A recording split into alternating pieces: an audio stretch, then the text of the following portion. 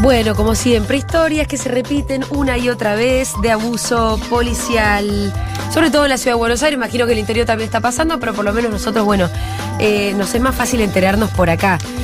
Los materos, ¿qué es de la vida de toda esa gente que estaba laburando en la calle vendiendo sus cosas y ya no lo vemos más? Yo, por ejemplo, vivo cerca de Plaza Miserere y la verdad que no están más, pero yo no dejo de pensar en las familias que estaban atrás de los manteros. Pero es increíble la poca empatía que tiene la gente. El otro día estaba en mi clase de gimnasia y dos señoras hablaban, decían, qué bueno que está ahora, viste que como está en el lago de los cines más o menos. O sea, pero las señoras no pueden empatizar y pensar, ¿qué piensa? Que la gente que estaba... ¿A dónde se fueron? Claro. ¿De qué viven esas familias ahora? Lo que dice el gobierno de la ciudad, por lo menos algún representante que escuché, es que les iban a dar un lugar donde pudieran desarrollar su actividad. Bueno, eso hay que ver. El tema es que no te confinen a un lugar donde no haya circulación. Claro, ¿cuál sería el sentido? Sí. Bueno, la cuestión es que los comerciantes callejeros pusieron una suerte de carpa en Plaza Constitución, una carpa de protesta de hacía unos cuantos meses en reclamo de un espacio justamente en la vía pública para trabajar.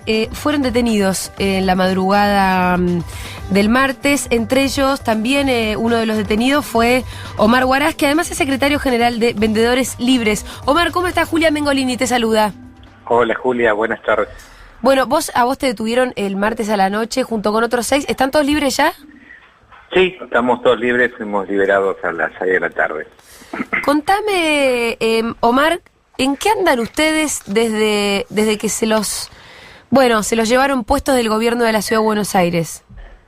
Mira, te voy a contar del tema particular de ayer y luego desarrollo. La carpa de Constitución tiene 9 meses, es en reclamo de 56 puesteros que fueron estafados por Pablo Davas, que es el gerenciador del Paseo de Compras Constitución, amigo íntimo del jefe de gobierno, del vicejefe de gobierno Diego Santilli, que durante 8 años, mediante la cobertura oficial del jefe de gobierno, evadió, según los cálculos que se estiman, en 80 millones de dólares, fruto de, obviamente, de la cobertura oficial que tuvo y que le dio las condiciones para generar semejante acto de corrupción. En ese marco, los compañeros que se habían organizado empezaron a reclamar y poner en evidencia esto, y fueron expulsados del predio y toda su mercadería, todo su capital fue robado por el grupo empresario. Así nació la carpa. La carpa tuvo muchísimos atentados porque los compañeros lo que hicieron fue visibilizar el nexo que hay entre Pablo Davas y Diego Santilli y el jefe de gobierno Rodríguez Larreta. Miles de personas pasaban por Constitución y tomaban conocimiento que en las altas estructuras oficiales los casos de corrupción eran evidentes y el símbolo era la carpa. La carpa tuvo atentados, tuvo agresiones, un sinfín de intentos de desalojo. Y lo que vivimos el día martes fue la culminación de la impunidad. Llegó la policía. A las 2:30 de la mañana, en un marco de festejo por el Día de Trabajo, hasta son simbólicos en el cinismo, se presentaron un operativo de la nueva policía de la ciudad, sin identificación, sin diálogo preexistente. ¿Orden judicial? Todos armados. En ningún momento nos presentaron la orden judicial. ¿La tenían o no? A nosotros no nos mostraron en ningún momento. El acto oficial fue venir a hacer un allanamiento. Y lo que hicieron fue una privación ilegítima de la libertad. Nos fueron a esposar para neutralizarlos y para llevarnos detenidos. Luego levantaron la carpa. Nunca fuimos enterados de los cargos que se nos imputaban, aunque yo lo presumía. Y luego nos enteramos en sede policial y nos enteramos en sede de la Fiscalía que la figura era atentado y en resistencia a la autoridad. Siempre hablamos acá, déjame que te haga un paréntesis, Omar, de esta figura que está surgiendo cada vez más, sobre todo y siempre para justificar los apremios y los abusos policiales. Es una figura absolutamente abstracta, tiene que venir de la mano de algún otro hecho, porque vos para resistirte a la autoridad primero tiene que haber venido la autoridad a hacerte algo. Y es la que están usando cada vez más en este tipo de situaciones. Mira, Julia, yo te voy a dar una definición que la venimos comentando hace tiempo. Es política de Estado de la Ciudad de Buenos Aires, del jefe de gobierno Larreta, instaurar como modo de neutralización de la protesta, de la persecución política y de conseguir objetivos o estorbos como en el caso de la carpa de Constitución, silenciar para generar impunidad y seguir haciendo negocios, es política de Estado el armado de las causas judiciales. En el caso de ayer, y que se repite en toda la ciudad de Buenos Aires, y en particular saña con los manteros, hoy las fuerzas policiales, los funcionarios públicos, se sientan a mentir ante la justicia, a mentir ante los fiscales, y todos esos excesos son finamente planificados, y el responsable político es el jefe de gobierno Rodríguez Larreta. Vimos imágenes que en Jujuy Gerardo Morales había ingresado a una universidad y llevado detenido a muchísimos universitarios, y nos escandalizamos.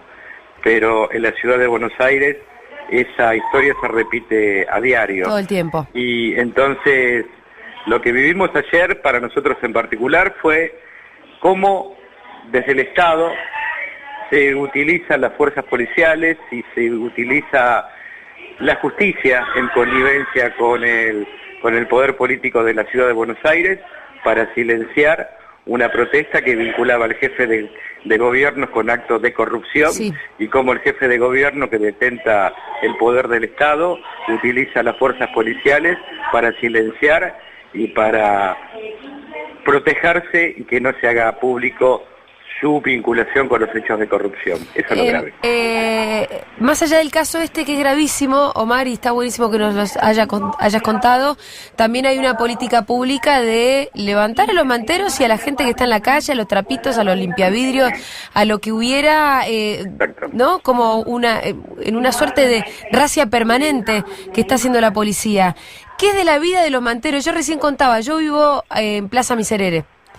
El panorama cambió del todo. ¿Dónde están esas familias? ¿De qué están viviendo ahora? ¿Qué hacen? Los manteros siguen existiendo y se transformaron en vendedores ambulantes, y sin embargo el gobierno de la ciudad de Buenos Aires, esa modalidad que es legal, la persigue y prohíbe el trabajo, más allá que tenga un marco regulatorio, porque tiene un claro objetivo, que es eliminar la venta callejera a pedido del gran lobby comercial que significa la Cámara de Comercio. Pero acá hay una gran hipocresía.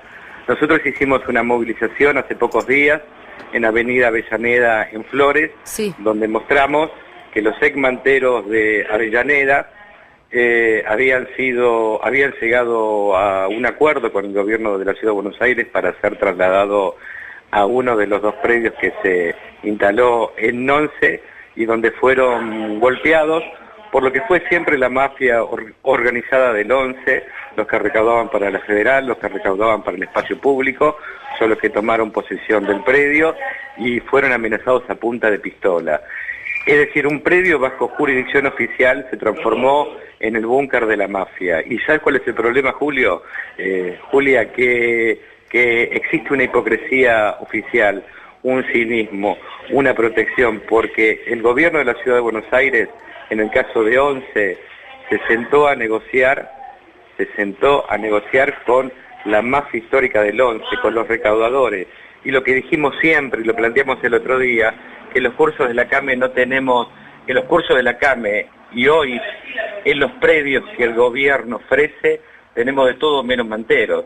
Tenemos desde las mecheras del Once, desde todos personajes ligados a la ilegalidad y con relación de la comisaría séptima, hoy son los dueños de los puestos.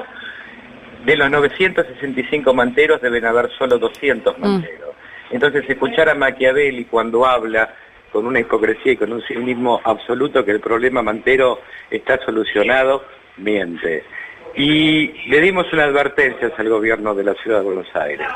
Yo me siento orgulloso de mis compañeros que tienen un espíritu indomable. Los compañeros durante años se acostumbraron a la violencia policial y se pudieron adaptar. y le va a ser muy difícil al gobierno de la Ciudad de Buenos Aires querer erradicar a los trabajadores dignos de la actividad callejera. Más tarde que temprano, Julia, los vendedores ambulantes, los manteros, de a poco, ante el fracaso oficial, volverán a llenar nuevamente las calles. Omar, te mandamos un abrazo y este espacio está siempre disponible para ustedes. Muchas gracias, Julia. Muchas gracias por el espacio. Abrazo. Era Omar Huaraz, secretario general de Vendedores Libres.